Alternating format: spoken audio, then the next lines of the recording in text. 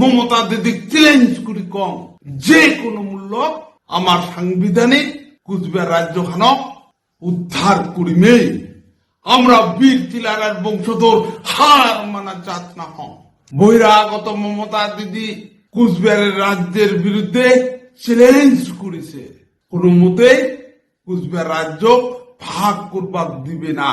এই মমতা দিদির TMC party চরম কুচবিহার রাজ্যের বিরোধী, চরম রাজবংশী বিরোধী। এই মমতা দিদির টিএমসি পার্টি জিতিলে রাজবংশী গেলা হত্যা করিবে, রাজবংশী গেলা ঘোর বাড়ি চালে দিবে, রাজবংশী গেলার উপর নির্যাতন চালাবে।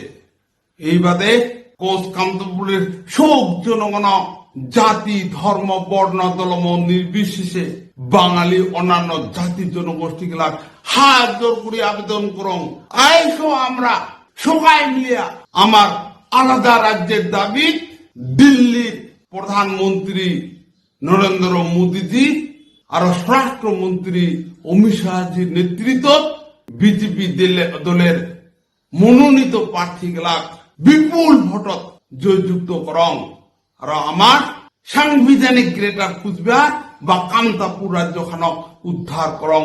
শেষত পুনরায় সবাইকে আরেকবার আন্তরিক ধন্যবাদ। জয় শিবচন্ডী, নমস্কার, নমস্তে, জয় জোহার আর আদাব জানান।